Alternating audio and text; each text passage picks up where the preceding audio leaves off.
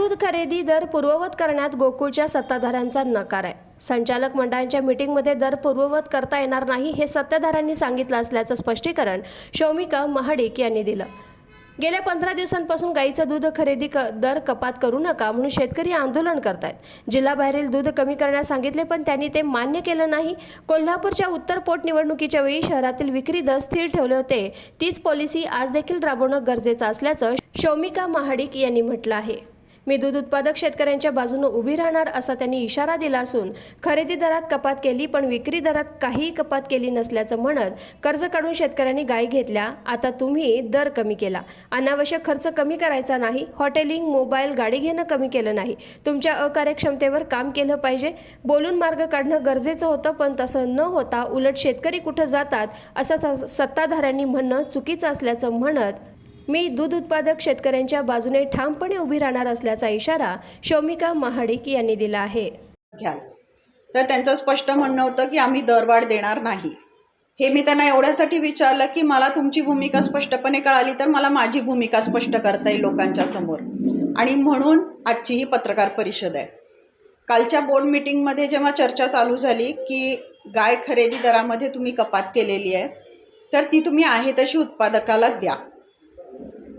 त्यांनी आम्हाला बऱ्याच गोष्टी सांगितल्या, म्हणजे अगदी आम्ही जागतिक लेवलला फिरून आलो। शेवटला कोल्हापूरमध्ये जागतिक मुद्द्यांवर चर्चा झाली की दूध पावडरचे दर पडलेले आहेत, मागणी नाही आहे, 3000 टन पावडर ऑलरेडी शिल्लक आहे वगैरे वगैरे मुद्दे, आणि गाय दूध एक्सेस प्रमाणात आहे आणि त्याच्यामुळे आम्हाला ते घेऊन चालणार नाही आणि म्हणून आम्ही दर कमी केलेले आहेत। मला आणि आवर्जून सांगते की एक संचालक त्यांनी तरी सांगितलं की सोलापूर जिल्ह्याचे रेट 28-29 रुपये आहेत, त्या मानानं आता शेतकऱ्याला जास्तच मिळतात आपल्या इथं, आणि मला खरोखर हसू आलं त्या विधानावरती। मी म्हटलं तुम्ही सोलापूर आणि कोल्हापूरचं कंपॅरिझनच कशाला करताय? सगळ्यात पहिली गोष्ट तर हा दूध संघ कोल्हापूर जिल्ह्यातल्या शेतकरी उत्पादकांचा संघ आहे, त्यांच्या हक्काचा संघ आहे, कोल्हापुरातला हा संघ आहे। दुसरी गोष्ट, कोल्हापूर जिल्हा हा सगळ्या प्रकारे सधन आहे आणि तुम्ही अशा दुसऱ्या परत जिल्ह्याचं कंपॅरिझन कोल्हापूरच्या रेटशी करू नका। बाहेरून जे कार्यक्षेत्राबाहेरच्या BMC मधून जे दूध उचललं जातं, गाईचं दूध घेतलं जातं, त्या दुधावरती काहीतरी निर्बंध आणा, त्याच्यामध्ये कपात करा, बंद करा जर पर्याय नसेल तर। हा सुद्धा एक पर्याय मांडून बघितला आम्ही, पण जिल्ह्यातल्या उत्पादकांचं दर जो आहे तो ठेवा, बाहेरच्या दुधामध्ये कमी जास्त करा। तर त्यांनी मला सांगितलं की ही अशी पॉलिसी करता येणार नाही। मी म्हटलं तुम्हाला ड्युअल पॉलिसी करावी लागेल, जिल्ह्यातल्या शेतकऱ्यांना आपल्याला आज दर द्यायला पाहिजे। तेव्हा त्यांनी सांगितलं असं काही करता येणार नाही म्हणून। तेव्हा मला त्यांना आवर्जून आज आपल्या माध्यमातून आठवण करून द्यायची आहे की उत्तरच्या निवडणुकीच्या वेळेस असंच झालं होतं, जेव्हा विक्रीचे दर वाढवले होते गाई आणि म्हशीच्या दुधाचे, तेव्हा त्यांनी पुण्या मुंबईचे दर वाढवले होते आणि कोल्हापूर जिल्ह्यातले दर उत्तरची निवडणूक झाल्यानंतर 1 महिन्याने वाढवले होते। ही त्यांनी ती पॉलिसी इलेक्शनपुरती ठेवली होती। हीच पॉलिसी आपण कायमस्वरूपी पण ठेवू शकतो की कोल्हापूरमध्ये आम्हाला जेवढं दूध उपलब्ध होते, जेवढे आमचे उत्पादक शेतकरी आहेत त्यांच्याकडनं पहिला पूर्ण साठा घ्यायचा आणि जर जरूरत असेल तरच बाहेरचं दूध घ्यायचं। हाच विषय मी जनरल बॉडीमध्ये सुद्धा मांडला होता, जनरल बॉडीमध्ये विचारण्याचा प्रयत्न केला होता। त्याच्या आधी जी पत्रकार परिषद घेतली त्याच्यामध्ये मी आकडेवारी सुद्धा दाखवली होती की बाहेरच्या परत जिल्ह्यातनं आपण किती दूध घेतोय, आपल्या जिल्ह्यातलं दूध घटतंय, आपल्या जिल्ह्यातले लोक आपल्याकडे दूध घालेनात, आपण बाहेरनं इतकं कोटीचं दूध विकत घ्यायला लागलेलो आहे, तिथे कुठेतरी बंदी करा। आणि आज तुम्ही 1 महिन्यानंतर सांगताय की दूध एक्सेस व्हायला लागलेलं आहे म्हणून, पण बाहेरच्या परत जिल्ह्याच्या जे दूध येते त्याच्यावरती तुम्ही काहीच उपाययोजना करत नाही आहे।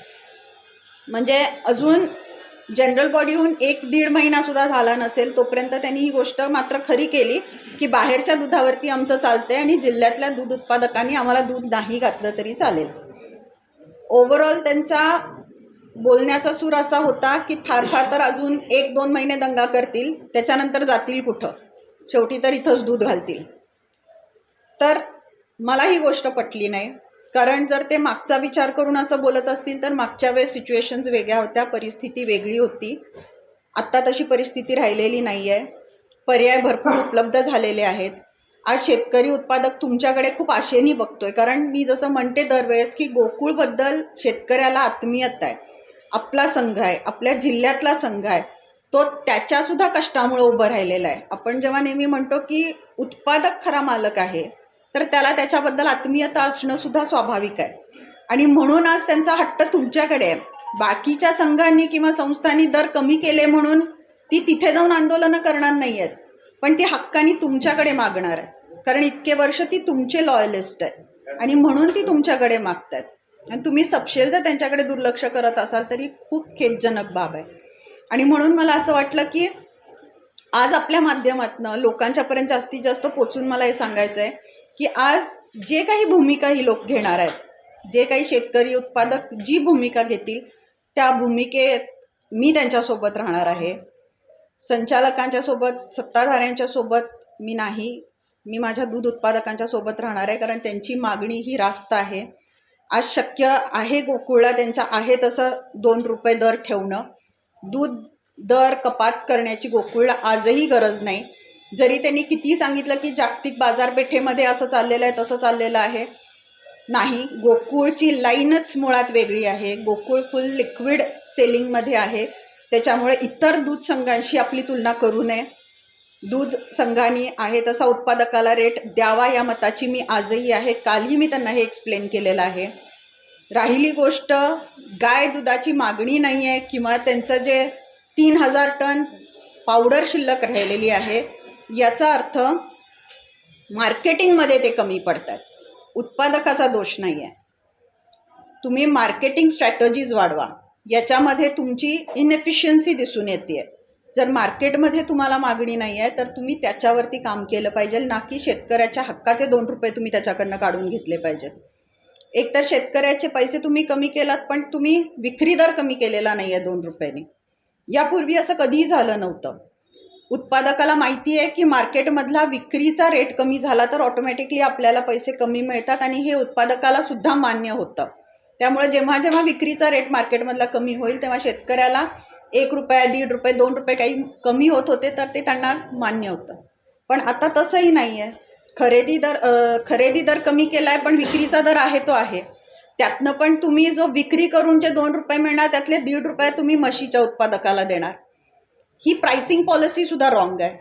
तुम्ही गाईच्या फायद्याचे पैसे तुम्ही म्हशीच्या उत्पादकाला देताय. बरं, असं करूनसुद्धा तुमचं म्हशीचं दूध वाढतंय का? म्हशीचं दूध गेले कित्येक वर्ष स्टॅग्नंट आहेत, त्याच्यावरती वाढणार नाही हे त्यांनाही माहिती आहे. गाय घेणं आज शेतकऱ्याला परवडतं. गाईचा भाकडकाळ कमी आहे, सगळ्यांना माहिती.